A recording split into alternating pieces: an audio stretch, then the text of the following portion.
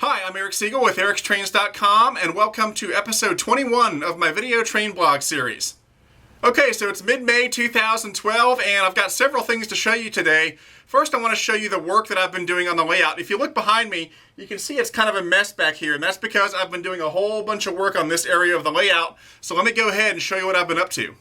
Okay, here's a look at the yard, and I've gone ahead and pulled the cars out of the yard to give you a better view. And actually, this may be the first time I've ever filmed the yard empty. So for those of you who have been following the layout on YouTube for a while, this may be the first time you've ever seen it empty.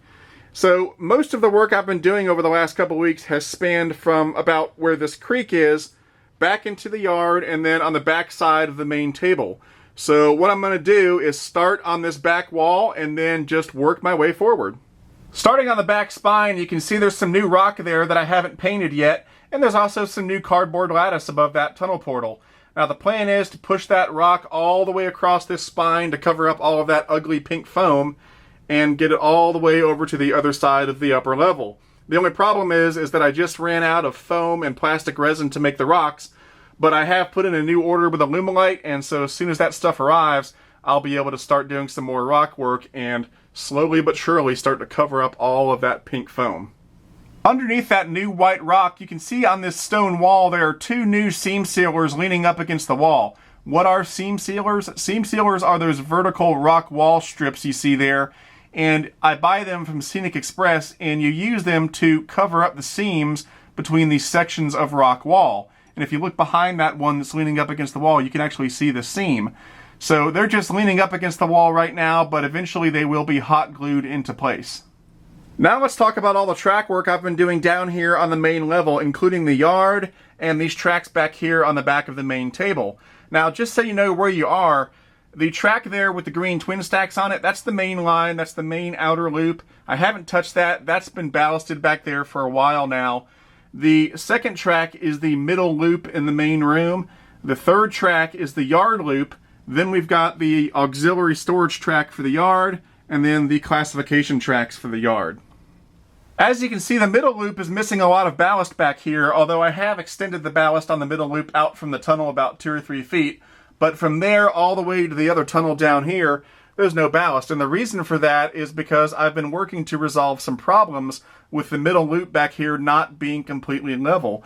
Because experience has taught me that there's nothing worse than ballasting your track only to find out later on that it's not completely level and straight. And usually you find that out when you run something like an articulated steam engine over it and you see the front of the engine bobbing up and down because the track is bobbing up and down. And you know, on the one hand, I realize that on the real railroads the track is far from perfect. But on the other hand, you have to realize that on a model railroad, imperfections in your track are much more obvious than they are on the real thing. And so even though the track doesn't have to be 100% perfect, it does need to be pretty good. And so that's what I'm working on back here. And as soon as I get all of the imperfections fixed, I will ballast over it and it should look pretty good. Moving in from the unballasted middle loop, we come to the yard loop, and it was the same story there. For a long time, I hadn't ballasted this part of the yard loop because the track wasn't completely level. But I was able to fix those problems, and now it's all ballasted. So this is all new ballast all the way from the tunnel to that switch where the turntable is. That's all brand new ballast. There is a small section of the yard loop over there that's still not ballasted, and that's because I'm still working on getting that track level and straight.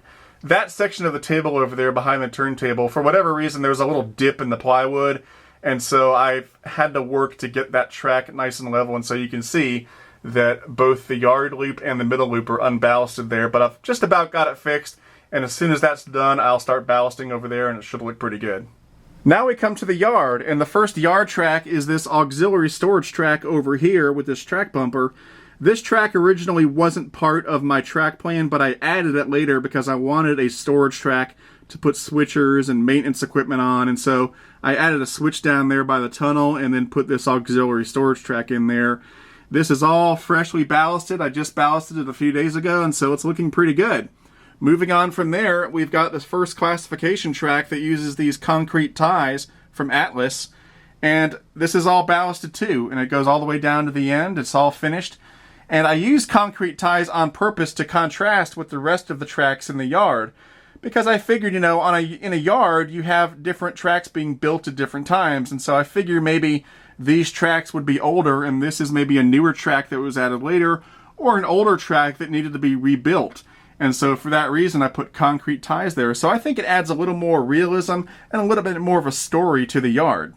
Moving on from there, we've got these 3 classification tracks here. Nothing has changed here except I've pushed the ballast down a little more, but I ran out of ballast. But I just got a new shipment of Brennan's Better Ballast in today, and so over the next couple days I'm sure I will push the ballast all the way down to the end.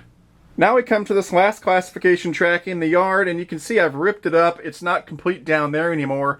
And the reason I had to rip it up was because I replaced the girder bridge that used to be here. This is the girder bridge that was there. It's an old Lionel 027 girder bridge from when I was a kid. And they still make these, and they're not bad, but they're also not exactly the most realistic looking things in the world. And so I replaced it with an Atlas O girder bridge that's really, really nice. These things are really heavy. They are made of die-cast metal, and they have the track built into it. So all you have to do is connect your track on both ends, and you're all set. However, I did have to cut some Homosote out of the table to get it to fit in there, and then I set it on pieces of plastic that look like concrete pads, and I painted the plastic with polyscale concrete paint. So it's looking pretty good. The bridge itself is ready to go, but I can't secure it in place yet because I need to finish the creek underneath. So now let's talk about the creek. I've done a lot of work on the creek over the last few days, and it's actually starting to come together pretty nicely. It's starting to look like a real creek bed. A couple weeks ago, this was just a hole in the table, but since then I've done all this work. I started off with a layer of hard shell to get the basic form of the creek. Then I covered that with a layer of joint compound to smooth it out. And then I did a base coat of brown latex paint, which is what you see now.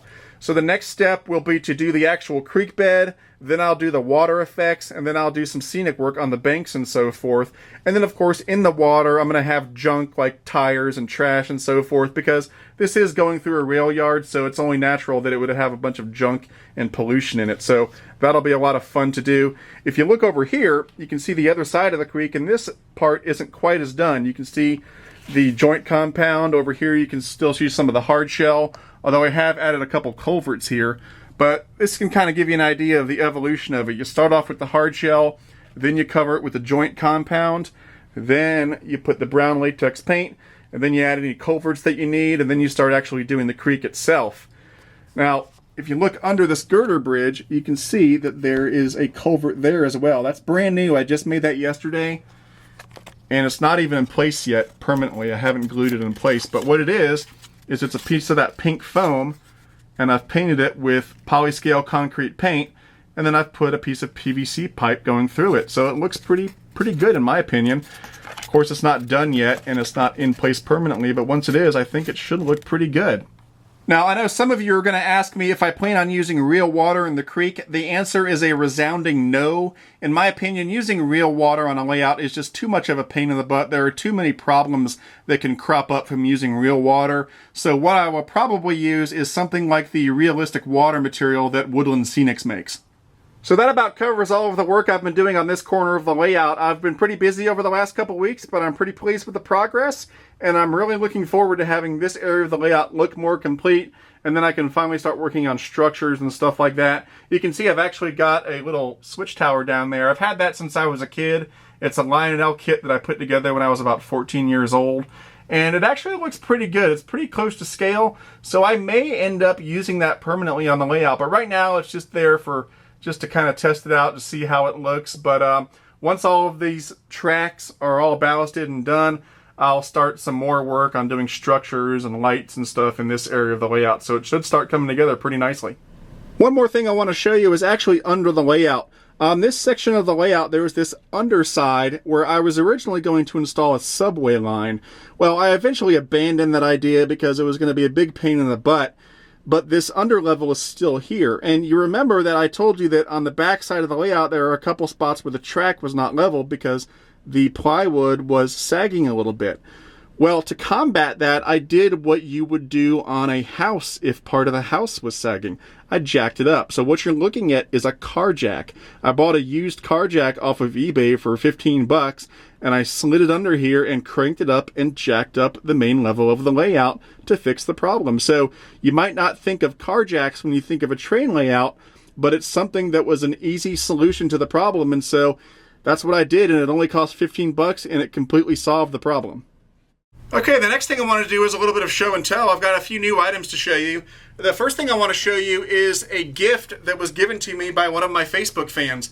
His name is Bobby Johnson, and he went into a train store and saw this nice boxcar and thought that I might like it, and he got it for me. This is a Lionel Dealer Appreciation car for 2011, and as you can see, it's very beautiful. And I was just so touched that a Facebook fan would go out of his way to get this gift for me. So thank you, Bobby, for such a wonderful gift. It is really appreciated. The next thing I want to show you is something that my wife got me as an early Father's Day gift. It's this MTH bar stool. As you can see, it's very beautiful. It's got the MTH colors as well as the MTH logo on the chair. And it all started because I had told my wife that my back had started hurting because, I'm getting older and I'm down here working on the layout at night on a stool that has no back, and it causes my back to hurt. And so she went and picked up this MTH stool for me. It's got a nice back on it, so now my back doesn't hurt as much when I'm working on the layout. And it's just a really great gift, and I just really wanted to say thanks to my wife for getting that for me. The last thing I want to show you is a new engine that I picked up. This is a United States Army genset switcher from Lionel. I'm not going to do a review on it because I've already reviewed the Lionel genset switcher, but I just picked this up because I thought it looked cool. The colors are really neat, and that's why I got it. The last thing I want to talk about is upcoming videos. As many of you know, I've already put out part 1 of my 2-part tutorial covering Atlas track switches and signals. I'm working on part 2 right now, which covers the signals, and I'm hoping that'll be up on YouTube in about 2 or 3 weeks, so keep an eye out for that. I've also got a couple new product reviews coming out. The first one will be on this MTH Class 241A European steamer, and then after that, I've got a review for the Lionel Pincy 210-4, so keep an eye out for both of those as well. Okay, that about wraps it up for this episode. I'm Eric Siegel, and I'll see you next time.